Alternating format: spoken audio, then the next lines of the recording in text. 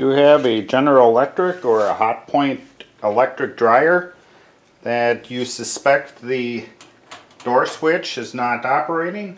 I'll show you how to disassemble this to take a look and test that switch. Before you do any servicing, ensure that your machine is unplugged. There are two styles of this machine. Some have a screw down here on the end cap, and some just have 3 screws on the top. This happens to be that one, so we will remove the 3 screws on the very top. Now with these 3 screws removed, you can simply tilt the top of the control panel forward and then slide it, and then you can pick it up and it's completely off.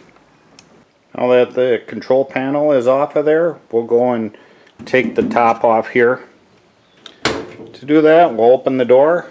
There are 2 screws right here that we're going to remove.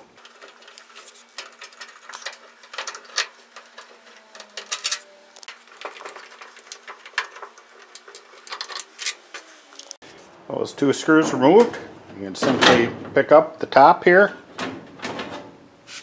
and remove it.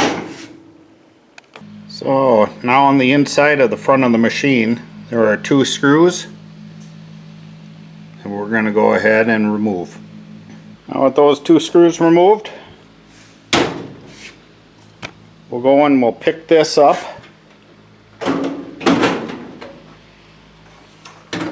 and move it to the side. Now on the inside of the front panel here, there's this little plastic thing. You can move that out of the way, and then we can disconnect our wires right here. So I have a continuity tester set up here. So if we take and touch the outer 2 tabs on the switch, the door is closed and that switch is good. If it wasn't, you have to just push these 2 tabs in here and then push the switch out from the front.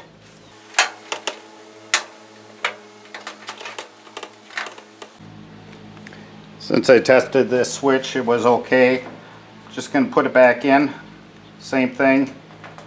Just push it through and then push it all the way in until it clicks. That 3rd wire, the middle one, that activates your light. Okay, before you put the front panel back on, be a good idea, if you need to change your light bulb, now you can do that. And look at these guides here. If these are wore down, it'll rub into this plastic piece here and do a lot of squeaking, and then you would have to replace this top piece. These are like $10 online, easy to replace. Okay, now I'll go and I'll hook those wires back up.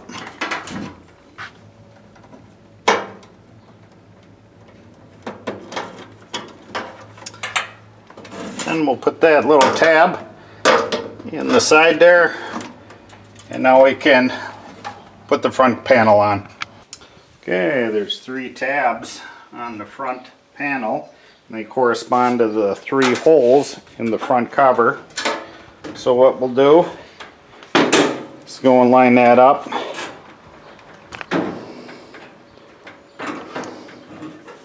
Okay, I got those tabs in there.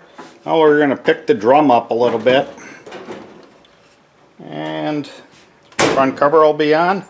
A couple tabs that line up on the side. Next we'll put those 2 screws in.